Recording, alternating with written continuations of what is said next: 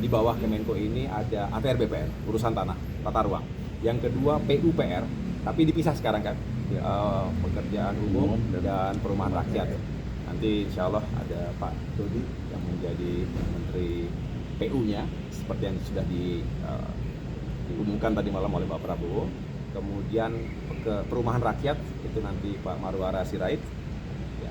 Baru yang keempat itu Menteri Transmigrasi, nanti ada Pak Evita juga dari Demokrat. Karena fokus ke depan selain pembangunan rumah rakyat, juga pengembangan wilayah di Indonesia bagian timur termasuk Papua. Jadi perlu penataan transmigrasi yang juga semakin modern tapi juga berkeadilan. Dan yang terakhir, yang kelima, Kementerian Perhubungan.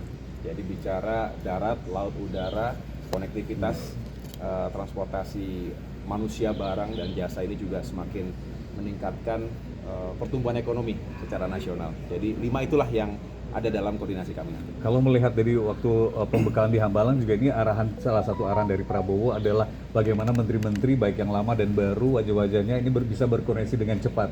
Nah kalau melihat prosesnya kan di Hambalang, Kertanegara, kemudian Hambalang, terus pelantikan kemarin dan hari ini agak satset nih Mas ya. Iya. Gimana persiapannya Mas?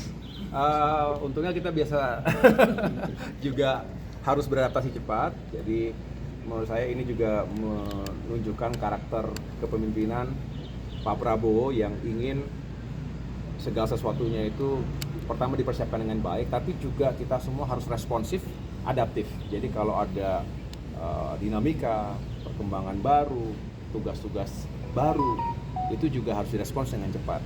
Karena ini juga akan menentukan, sehingga tadi benar soliditas harus dibangun antar sesama kabinet merah putih ini. Saya senang namanya Kabinet Merah Putih, ini penuh dengan spirit nasionalisme, patriotisme, tapi juga semangat kemajuan ke depan. Sehingga dari berbagai latar belakang profesi, banyak partai politik juga yang bergabung, termasuk juga lintas generasi, ada yang sudah senior, sudah beberapa kali menjadi menteri, ada juga yang masih sangat muda.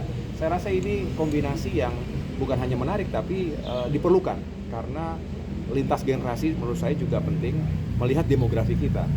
Bicara demografi Indonesia yang produktif, yang relatif muda, itu juga harus ada sentuhan khusus, pendekatan yang lebih kontemporer tanpa meninggalkan best practice, wisdom dari para senior yang sudah mendahului di pemerintahan.